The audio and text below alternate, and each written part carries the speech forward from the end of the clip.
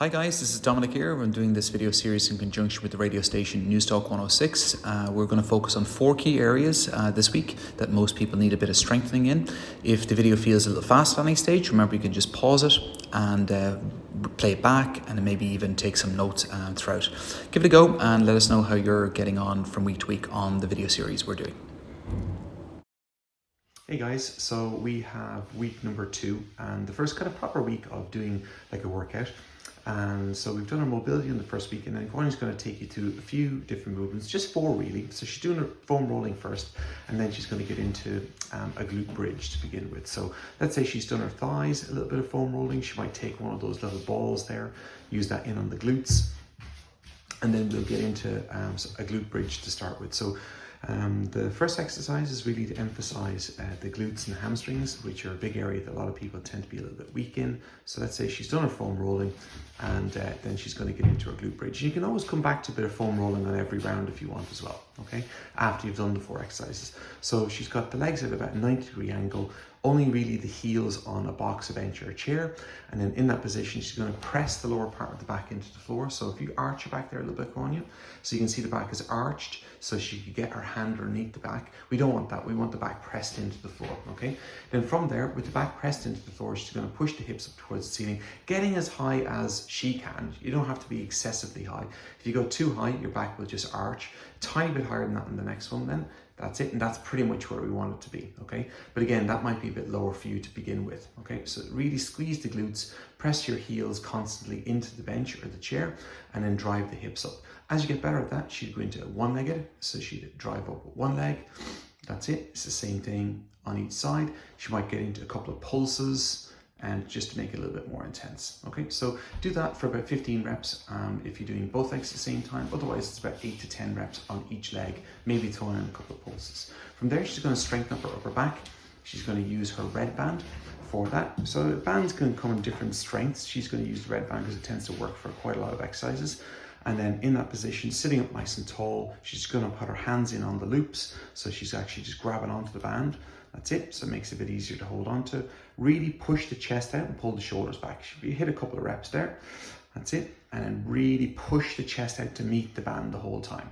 That's it. And then if she wants to make that a bit harder, she'll either use a thicker band or she could move her feet a little bit wider and just keep the knees, keep the knees a little bit soft. And it kind of helps if you struggle to sit up nice and tall. So if you bend the knees a lot there, Bonnie, it might make it a bit easier. Or if you sat up on a yoga block or a cushion, it might make it a bit easier. So just if you struggle to kind of keep the legs straight, bend the knees or jack your hips up on something, and it might make it a bit easier to sit upright, okay? And that's your seated row, very important for strengthening up the back. Going on to core next, so she'll go over onto all fours, and this is an easy exercise. So you start on her knees first, okay, and then tuck the pelvis. So remember, there's no arch in your lower back. So see the way she moves the back up and down a little bit first, okay? So we want to find the midpoint there, okay? And then from that position, she's just going to try and hover the knees off the ground, okay?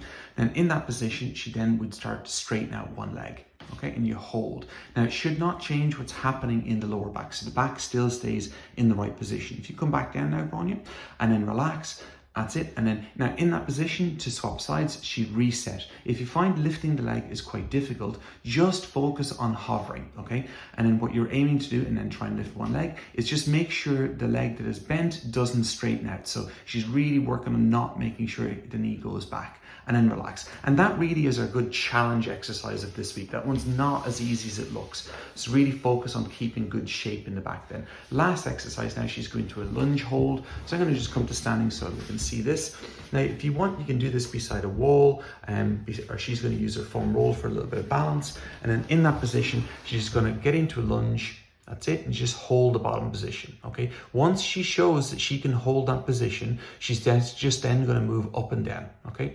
Move up and down. And again, you can use a wall, a chair, a box, a bench, just to hold on to that position, okay? But it's very important that you learn how to hold a movement before you get a bit of movement into the actual exercise.